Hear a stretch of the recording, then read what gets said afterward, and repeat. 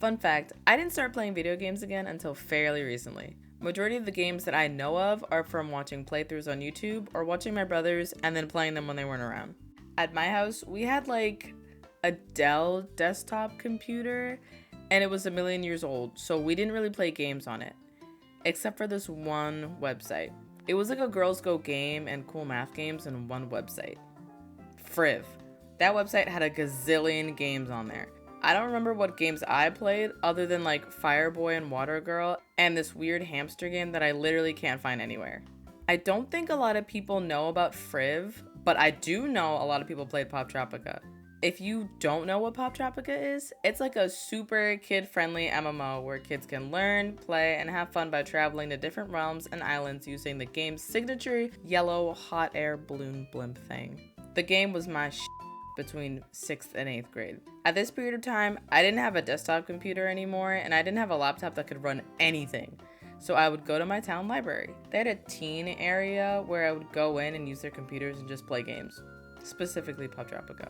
The islands I played the most were the Pop Tropolis games, the Mystery Train, Night Watch, and the Wild West. I legit went through that website and looked through all the classic maps, and it's so nostalgic. Sonic! I grew up with Sonic, mostly because my brothers were obsessed with him for a period of time. They used to watch the Game Grumps play Sonic Colors Ultimate, and my personal favorite, Sonic and the Black Knight. My brother was also obsessed with the theme song Night of the Wind by Crush 40.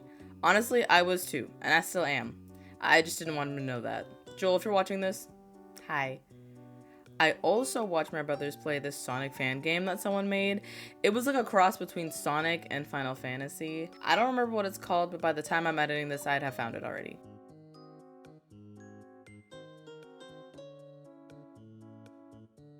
A little later on, my mom got us a Wii and an Xbox 360. I didn't really use the Xbox for anything other than to play Minecraft when my brothers weren't home, but I can say for certain that the Wii console was my thing. Wii Sports Resort was my jam. During the summer, I used to wake up every morning and open Wii Sports Resort and play cycling. I really liked the music that played when I was cycling, and I liked feeling like I was actually cycling on the side of a mountain. I also played a lot of multiplayer games on the Wii with my brother, Josh. He would buy lots of Disney games like Lego Pirates of the Caribbean, Disney Infinity, Cars, and some other ones I'm probably forgetting about. Everyone knows about the Lego games and the Cars franchise and everything, but Disney Infinity was basically like Skylanders except with Disney characters. You could buy certain characters and put like maybe 2 or 3 of them on the pad at a time, and it would transfer into the game and you could play as that character. I think we only had the main default characters, but I think we still had fun. Every kid between 2009 and 2014 that owned a Wii also owned a copy of at least one of the Just Dance games. I had Just Dance too. Like Wii Sports Resorts, it was another one of those games where I just picked it up for an hour or two every day and kept that routine for a couple of years. When I had friends over, I would only play the songs that I was the best at so I could win. All's fair in love and war. And Wii games. Fast forward a couple years and I finally have my own computer and I start streaming and whatnot. I start playing more Minecraft again, obviously, and I start playing other multiplayer games like Golf with Your Friends and Jackbox. Okay, no one hate me for this, but I really enjoyed League of Legends for the period of time I played it. I played it with Tori and another one of our friends and it was super fun. I totally understand that the community is toxic though, because the one time I tried playing on my own, I got verbally attacked by my entire team. So, anyways, my favorite 3 games currently are Minecraft, Stardew Valley, and Omori. Stardew Valley is an RPG where you inherit your late grandfather's farm in Pelican Town, and it is your job to restore it back to health while also completing quests, getting to know the other residents, and discovering lore within the town. Currently, I'm on year 4 and I'm married to Sebastian and I have a big house full of plants and stuff. I'm trying to decorate my farm and make it as organized and as cute as possible, so once I'm done with that, I'll get back on track with quests and whatnot. I love this game for how chill it is. I've been playing on the same farm for about a year or 2 now, and it's still super fun to play. I also like that I can play on it on my MacBook, so when I get too tired sitting at my desk, I can move to my bed and just play there. Good stuff. Omori. My all-time favorite game. Omori is a psychological horror game.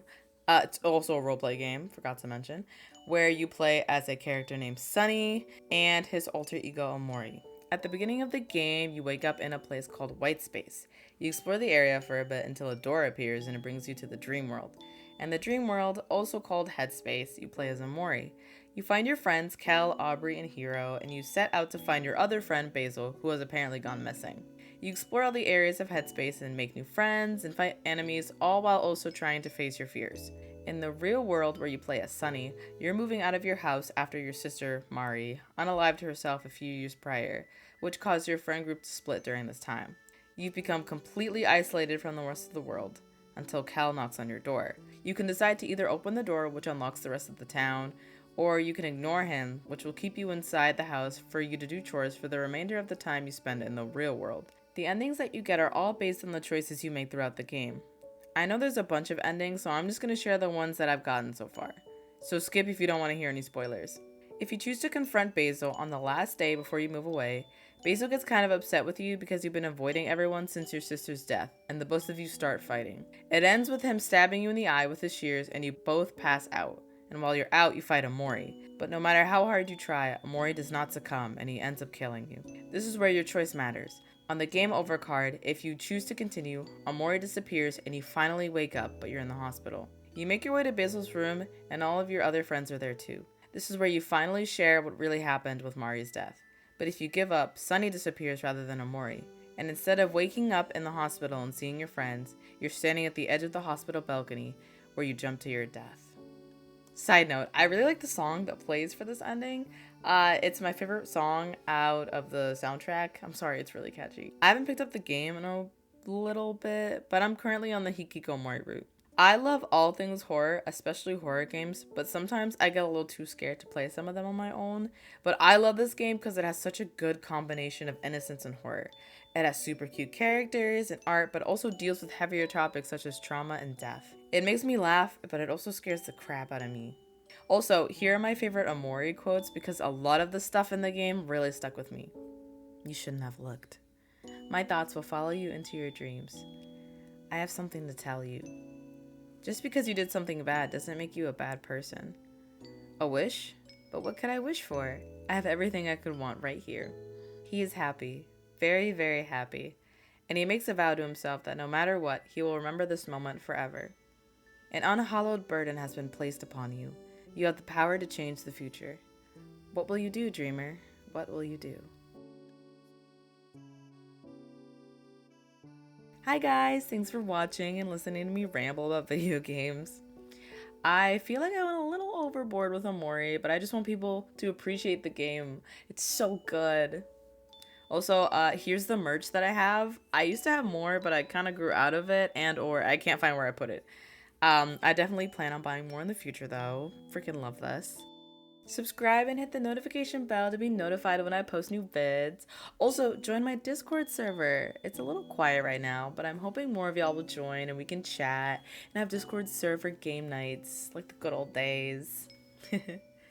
Anyways, I'll see you guys in the next one.